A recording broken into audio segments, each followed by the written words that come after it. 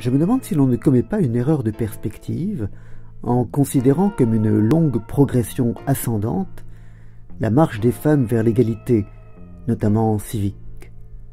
Je me demande si, plus que de l'histoire d'une longue ascension, il ne s'agit pas, pour les derniers siècles au moins, d'une chute brutale, suivie d'une sorte de rattrapage. Au XVIIe ou XVIIIe siècle, la question de la légitimité politique des femmes, de leur capacité à assumer et exercer des responsabilités politiques, y compris de premier plan, ne se pose tout simplement pas. La période et les périodes immédiatement antérieures abondent de femmes qui dirigent ou ont dirigé des États, de reines et d'impératrices, de régentes dans le cas français, qui ont directement et elles-mêmes régné.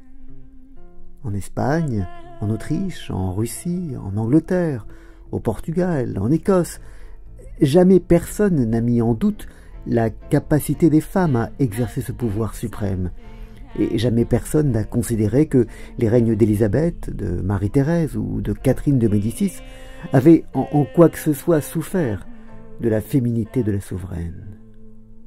Et quand, en 1793, Marie-Antoinette est jugée, condamnée et guillotinée, ça n'est certes pas en tant qu'épouse assujettie à son roi de mari, mais bien en tant que la complice, ou plutôt l'instigatrice, de la plupart des crimes dont s'est rendu coupable ce dernier tyran de la France.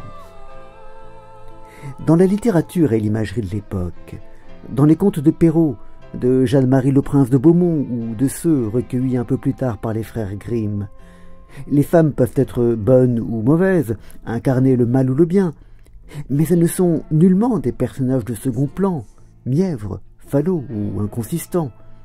Il est au contraire fréquent que, comme le signale Simone Weil lorsqu'elle étudie un de ses contes en Hippocagne, elles incarnent la tempérance, la force d'âme et le courage.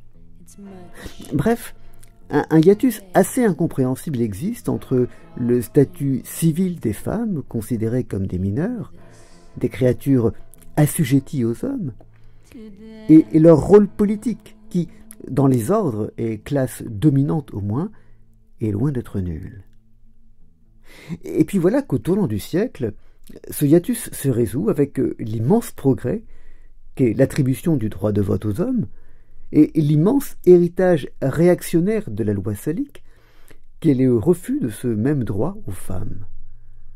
Des siècles d'histoire sont effacés et on invente le sexe faible, cette fiction de femme un peu irresponsable, dominée par ses passions, facilement manipulable, et à qui l'on ne saurait par conséquent confier le droit de vote. Une sorte de créature flottante, une presque enfant, sur le modèle d'Emma Bovary. Sans doute cette créature existait-elle déjà, avant, dans certains esprits. Mais c'est au XIXe siècle qu'elle s'impose vraiment, faisant oublier à toutes et tous qu'avant d'être réduite à la minorité civique, les femmes avaient été, dans ce domaine et pendant des siècles, les égales des hommes. Et c'est depuis un long travail de reconquête, dans les droits et dans les esprits. Bonne journée.